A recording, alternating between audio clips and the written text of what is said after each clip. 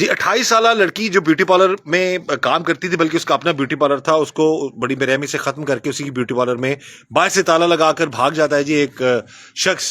अभी हमारे साथ मौजूद है उस लड़की के बहनोई, उनसे हम बात करते हैं। भाईजान बड़ा अफसोस है सानू जो जुल्म होया ਤੁਹਾਡੇ ਨਾਲ, ਤੁਹਾਡੀ ਭੈਣ ਭਾਈ ਲੱਗਦੇ ਹੋ ਤੁਸੀਂ ਉਹਨਾਂ ਦੇ। ਇਹ ਦੱਸੋ ਕਿ ਕੀ ਮਾਮਲਾ ਜਦੋਂ ਗਏ ਹੋ ਤੁਸੀਂ ਜਾ ਕੇ ਵੇਖਿਆ ਤੇ ਹਾਲਾਤ ਕੀ ਸਨ ਬਿਊਟੀ ਪਾਰਲਰ ਦੇ? ਸਰ ਆਪਣਾ ਸਮਾਨ ਜਿਹੜਾ ਨੇ ਹੇਠਾਂ ਉਤਾਂ ਜਿਹੜਾ ਨੇ ਡਿੱਗਾ ਡੁੱਗਾ ਪਿਆ ਤੇ ਜਿਵੇਂ ਸਮਾਨ ਖਿਲਰਿਆ ਨਹੀਂ ਹੁੰਦਾ ਇਸ ਤਰ੍ਹਾਂ, ਐਸਾ ਸਮਾਨ ਖਿਲਰਿਆ ਪਿਆ। ਤੇ ਜਿਹੜਾ ਜਦੋਂ ਅਸੀਂ ਉੱਤੇ ਗਏ ਆ ਉਸ ਵੇਲੇ ਵੇਖਿਆ ਸਮਾਨ ਡਿੱਗਿਆ ਤੇ ਪੁਲਿਸ ਵਾਲੇ ਜਿਹੜੇ ਨੇ ਸਾਰੇ ਚਾਰ ਚਫੇਰੇ ਜਿਹੜੇ ਉਂਝ ਹੋਏ ਨੇ ਤੇ ਕੋਈ ਆਪਣਾ ਜਿਹੜਾ ਸਿਗਨਲ ਲੈਂਦੇ ਨੇ ਉਹ ਵੀ ਆਏ ਨੇ, ਸਾਰੇ ਆਏ ਨੇ ਤਕਰੀਬਨ।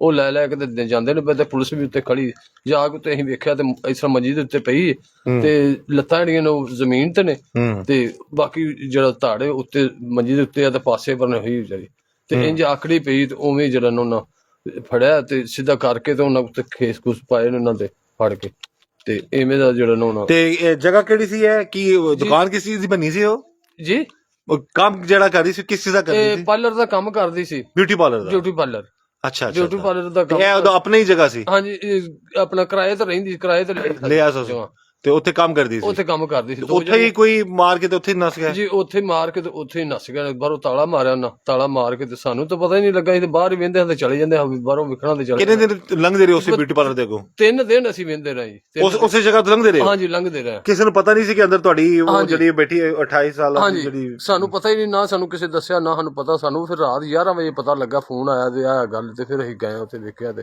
ਆਹ ਮਸਲਾ ਬਣ ਗਿਆ। ਤੇ ਤੁਹਾਡੀ ਸਾਲੀ ਦੇ ਘਰ ਸਭ ਨਾਲ ਹੈਲੋ ਆਏ? ਮਾਂ ਜੀ ਨਾਲ, ਭੈਣ ਭਰਾਵਾਂ ਨਾਲ ਸਭ ਠੀਕ? ਸਾਰਿਆਂ ਨਾਲ ਠੀਕ ਸਨ, ਰਵਈਆ ਸਹੀ? ਹਾਂਜੀ ਬਿਲਕੁਲ ਅੱਛਾ, ਸਭ ਨਾਲ ਠੀਕ ਸੀ। ਭੈਣਾਂ ਭਾਈਆਂ ਸਾਰਿਆਂ ਨਾਲ, ਮੇਰੇ ਨਾਲ ਖੁਦ ਆਪ ਠੀਕ ਸੀ, ਸਾਰਿਆਂ ਨਾਲ ਠੀਕ ਸੀ। ਤੁਸੀਂ ਕੀ ਅਪੀਲ ਕਰਨਾ ਚਾਹੋਗੇ ਤੁਸੀਂ? ਮੈਨੂੰ ਸਰ ਇਨਸਾਫ ਮਿਲਣਾ ਚਾਹੀਏ। ਉਹ ਗਰੀਬ ਘਰ ਵਿਚਾਰਾ ਮਾੜਾ ਹੀ ਨੇ ਤੇ ਬਹੁਤ ਜ਼ਿਆਦਾ ਗਰੀਬ ਨੇ। ਮਾਈ ਉਹ ਵਿਚਾਰੀ ਉਹ ਇਹੋ ਹੀ ਉਹਨੇ 4 ਪੈਸੇ ਲਿਆ ਕੇ ਦਿੰਦੀ ਸੀ, ਦਵਾਈ ਦਿੰਦੀ ਸੀ, ਇਹ ਵਿਚਾਰੀ ਪਾਲਦੀ ਸੀ। ये देखें जी, ये गुर्बत का अंदाजा लगाएं जी। ये है जी गुर्बत, और ये घर है, और ये सारे मामलात हैं। ये उनकी बहन है, और ये इस कच्चे से कच्चा सा घर है, और वो बेचारी मेहनत करती थी और वो लाकर अपनी वालदा के लिए दवाई के लिए पैसे देती जी। इवें गल सर जी। ਤੇ ਉਸ ਤੋਂ ਕੀ ਪਤਾ ਕੀ ਲੱਗਾ ਕਿਸ ਤਰ੍ਹਾਂ ਮਾਰਿਆ ਗਿਆ? ਉਹਨੂੰ ਗਲੇ ਨੂੰ ਦਬਾਇਆ ਗਿਆ? ਅਸੀਂ ਵੇਖਿਆ ਗਲੇ ਦੇ ਉੱਤੇ ਜਿਹੜਾ ਨਾ ਉਹਦਾ ਇੱਥੇ ਨਿਸ਼ਾਨ ਹੈ ਕਾਲੇ ਰੰਗ ਦਾ। ਅੱਛਾ। ਉਹ ਦਬਾਇਆ, ਉਹ ਜਿਹੜਾ ਨਾ ਉੱਥੇ ਮਹਿਸੂਸ ਹੁੰਦਾ ਵੀ ਇਹ ਗਲਾ ਦਬਾਇਆ ਗਿਆ ਹੁੰਦਾ। ਗਲੇ ਦਾ ਦਬਾ ਕੇ ਤੇ ਉਹਨਾਂ ਜਿਹੜਾ ਉਹਨੂੰ ਮਾਰਿਆ। ਉੱਥੇ ਕਿਧਰੇ ਕੋਈ ਬਾਜ਼ਾਰ ਚ ਕੈਮਰੇ ਕੁਮਰੇ ਦਾ ਨਹੀਂ ਪਤਾ ਲੱਗਾ? ਸਰ ਨਹੀਂ, ਕੈਮਰਾ ਅਸੀਂ ਨਹੀਂ ਵੇਖਿਆ ਹੈਗਾ। ਪੁਲਿਸ ਵਾਲਿਆਂ ਨੂੰ ਪਤਾ ਹੋਵੇ, ਬਰਲ ਅਸੀਂ ਨਹੀਂ ਵੇਖਿਆ ਕੈਮਰਾ ਹੈਗਾ ਜਾਂ ਨਹੀਂ। ਐਵੇਂ बरल जी, ये भाई भी इंसाफ चाहते हैं अपनी साली के लिए, और ये बहनोई है उसके, और ये चाहते हैं कि उसको इंसाफ मिले।